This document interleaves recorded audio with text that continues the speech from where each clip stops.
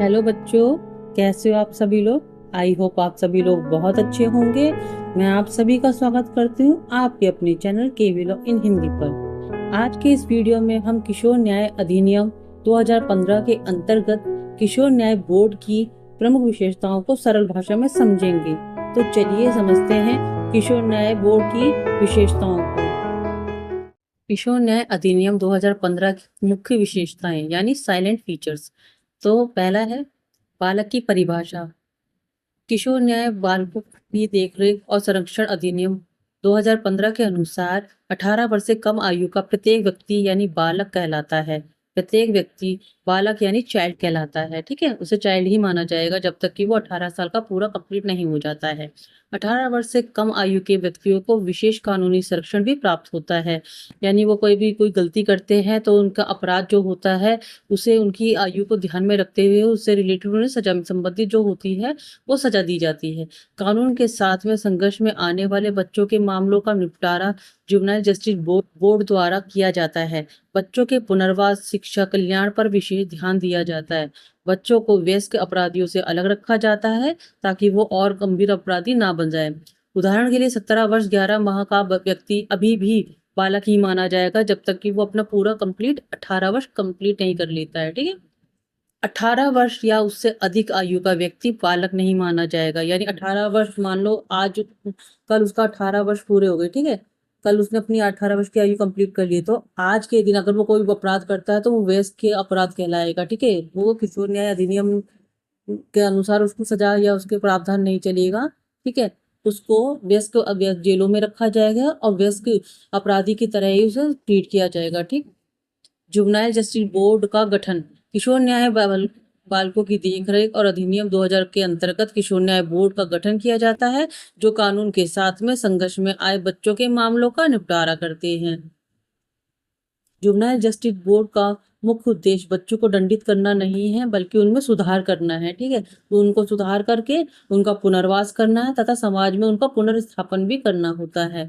Child welfare committee CWC का गठन किशोर न्याय बालकों की देखरेख संरक्षण 2015 के अंतर्गत CWC का गठन किया जाता है जो देखरेख और संरक्षण की आवश्यकता वाले बच्चों की सहायता, देखभाल और संरक्षण सुनिश्चित करती है।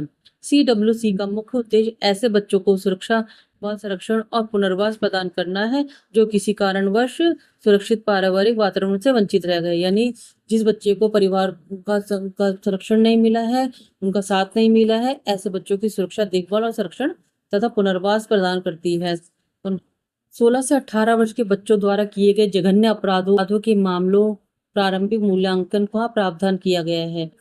किशोर न्याय बालकों की देखरेख और संरक्षण अधिनियम 2015 के अनुसार यदि 16 से 18 वर्ष की आयु का कोई भी बालक जघन्य अपराध करता है तो किशोर न्याय बोर्ड द्वारा उसका प्रारंभिक मूल्यांकन किया जाता है। मूल्यांकन में ये किया जाता है कि उस बच्चे का क्राइम देखा जाएगा कि उसने कितना गंभीर और जघन्य अपराध किया गया है। ठीक है, अगर उसका अपराध वयस्क अपराध के बराबर ही होता है तो उसकी आयु को दरकिनार करते हुए उसको जो जुवेनाइल जस्टिस बोर्ड जो होता है उसका ट्रांसफर क्या कर देता है, सेशन कोर्ट के अंदर ट्रांसफर कर देता है।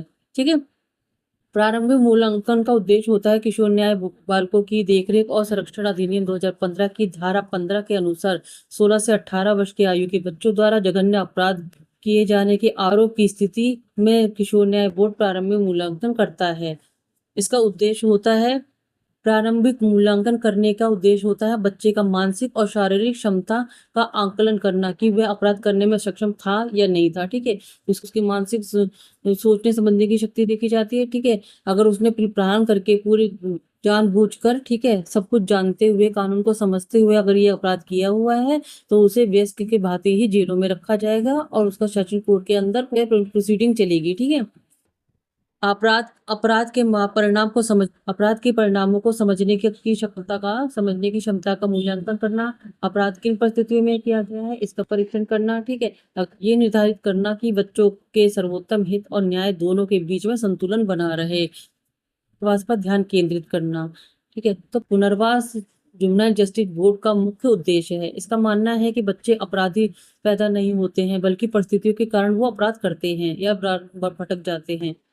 बच्चों को जेल के बजाय सुरक्षित सुधार गृहों में रखा जाता है। बच्चों की पढ़ाई जारी रखी जाती है। उन्हें कंप्यूटर, सिलाई, वेल्डिंग जैसी हुनर सिखाए जाते हैं। काउंसलर और थेरेपिस्ट यानी मनोवैज्ञानिक जो होते हैं, उनके द्वारा बच्चों के गुस्से, तनाव और पुरानी आदतों को बदलने में मदद करते हैं। समाज में वापसी करने में योगदान देते हैं। सुधार की अवधि पूरी होने के बाद बच्चों को समाज में दोबारा से जुड़ने का मौका दिया जाता है। उनको सहायता दी जाती है ताकि वो सामान्य जीवन जी सके। तो किशोरों के अधिकारों का संरक्षण। तो किशोर न्याय बोर्ड कानून का उल्लंघन करने वाले बच्चों के अधिकारों का संरक्षण में एक ढाल के रूप में कार्य करता है। इसका मुख्य उद्देश्य ये सुनिश्चित करना होता है कि कानूनी प्रक्रिया के दौरान किसी भी बच्चे के साथ में अपराधियों जैसा व्यवहार नहीं, बल्कि एक बच्चे जैसा व्यवहार हो। किशोर को हथकड़ी और जेल पर रोक होती है, यानी किसी भी किशोर को हथकड़ी नहीं लगाई जाएगी, ना ही उसे जेल भेजा जाएगा। किसी भी बच्चे को सामान्य जेल या पुलिस लॉकअप में नहीं रखा जा सकता है और ना ही उन्हें हथकड़ी लगाई जा सकती है। मुफ्त कानूनी सहायता। बोर्ड द्वारा ये सुनिश्चित किया जाता है कि हर बच्चे को अपनी बात रखने का मुफ्त और योग्य कानूनी वकील मिले। ठीक है। अनुकूल वातावरण। किशोर न्याय बोर्ड की कार्यवाही न्यायालय जैसे डरावनी नहीं होती है, बल्कि ये अनौपचारिक और बाल अनुकूल माहौल में होती है, जिससे कि बच्चा कंफर्टेबल हो, अपनी बात कह सके। ठीक है। उसकी मनोदशा समझी जा सके, उसकी परिस्थितियों का आंकलन किया जा सके, उसके अपराध करने की प्रवृत्ति पहली बार उसने किया है या वो कंटिन्यूसली कर रहा है, ये सब देखने के बाद ही किशोर न्याय बोर्ड उसको सजा सुनाता है। माता पिता की उपस्थिति। सुनवाई और पूछताछ के दौरान माता पिता या अभिभावक का मौजूद रहना अनिवार्य रखा गया है कि जब भी किसी भी किशोर से पूछताछ की जाएगी तो उसके माता पिता या जो अभिभावक होंगे उनको साथ में मौजूद होना, किशोर के साथ मौजूद रहना अनिवार्य किया गया है। अब देखते हैं कंक्लूजन यानी निष्कर्ष। किशोर न्याय बोर्ड न्याय और बाल कल्याण के बीच की एक महत्वपूर्ण कड़ी है, जो ये सुनिश्चित करती है कि कानून का उल्लंघन करने वाले बच्चे को सजा देने के बजाय सुधारा जाए, ताकि वे अपराधी बनने से बच सके। ठीक है। बोर्ड का मुख्य उद्देश्य बच्चे को दंडित करना नहीं होता, बल्कि शिक्षा, काउंसलिंग और देखभाल के माध्यम से उसके व्यवहार में सुधार लाना होता है। बच्चे की गोपनीयता को बनाए रखकर और स्थायी आपराधिक रिकॉर्ड न बनाकर बोर्ड ये सुनिश्चित करता है कि बच्चों को जीवन में सुधार का एक और मौका मिल सके। ठीक है। तो आई होप आपको आज की वीडियो पसंद आई होगी, समझ आई होगी। अगर आपको कुछ भी चीज समझ नहीं आती है तो मुझे कमेंट सेक्शन में बता सकते हैं, मुझसे पूछ सकते हैं। अगर किसी और भी टॉपिक पर या किसी और सब्जेक्ट पे आपको मुझसे वीडियो चाहिए तो आप मुझे क्वेश्चन लिख के भेज सकते हैं, मैं उस पर वीडियो बना दूंगी।